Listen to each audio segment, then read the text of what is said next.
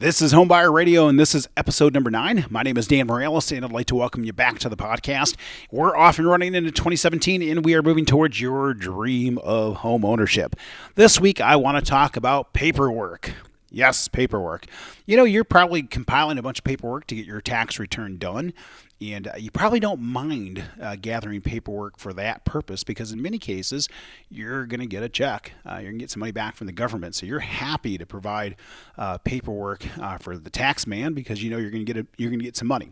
Now, if you're like me and you usually end up paying the tax man, you want to put that off as long as you can. But one of the things, that's part of this mortgage process is the need for paperwork and, financial records in particular. Real similar to kind of tax time. You've got to have your W-2s and, all of your financial records in order when you file your tax return. When it comes to the mortgage process, that is truly no different. We do require a bunch of paperwork from you. Usually, what happens is we'll look for pay stubs and W-2s and bank statements and good stuff like that. Now, a lot of times people will say to me, well, gosh, why all the paperwork? Why so many documents are required as part of this mortgage process? I can go buy a car from a car dealership, that costs $50,000. They didn't even ask me for a pay stub. I just drove off and I'm good to go. Or I can go into Best Buy and I can buy a big screen TV on credit. And again, they don't ask me for anything and I walk out the door with my TV. But when I'm ready to buy a house, there's a ton of paperwork. Well, the simplest explanation is when you buy a house, we're talking about hundreds of thousands of dollars in many cases, as opposed to a $500 TV. And, you're talking about a long-term commitment of repaying that loan from, 15 to 30 years in most cases.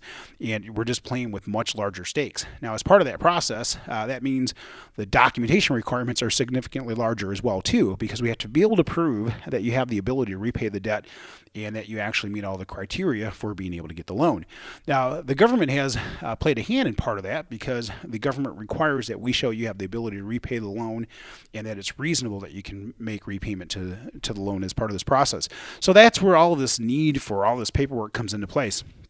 So usually I tell folks, one of the best ways to kind of help yourself succeed in the mortgage process is to be, cooperate. First of all, turn in the documentation that we need from you so that we can get your loan processed quickly and efficiently for you. But most importantly, it's to have all of the paperwork and have all that stuff ready to go. It's tax time, so you're probably getting most of that stuff together anyways. Maybe take it all and stick it in a folder so you've got it all. Everything's there. Hold on to all of your pay stubs, bank statements, good stuff like that. Keep all of your financial records because believe it or not, when you're ready to get moving forward in the mortgage process, being able to access your financial records, whether it's pay stubs, bank statements, W-2s, tax returns, that kind of stuff, will really help to expedite the process for you because the sooner and quicker we can get that information from you in the mortgage process, really the faster this process moves for you. Oftentimes clients always ask me, hey Dan, how long does it take to get a loan approved or how long does it take to to get this process done? Truth be told, that is really driven by you as a client. The longer you take to cooperate and provide documentation, the longer this process takes. So while you have all your financial records and you're gathering all that stuff for your accountant or your tax person, stick that stuff, maybe start to compile it in a folder so that way you've got it all. That way we can kind of keep the process moving for you when you do decide to kind of move forward and get started on the mortgage process.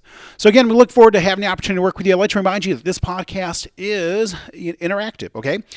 You as a client have an opportunity or a listener have the opportunity to kind of ask questions. We want to make sure we're providing answers to the questions that you have as part of the mortgage and or real estate process. In the weeks to come, we're going to be adding some podcasts with some of our realtor partners and just kind of talk more about what they do in the process of buying a house and kind of what you can expect in that process. We're also going to talk to some appraisers and home inspectors and title companies and some of the other pieces that kind of make for this mortgage process.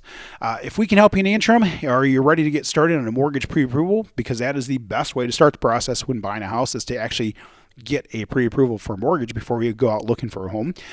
You can reach me at danmorales.com. It's my website, danmorales.com.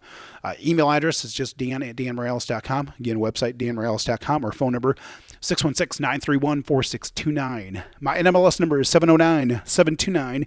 And Northpointe Bank is an equal housing lender.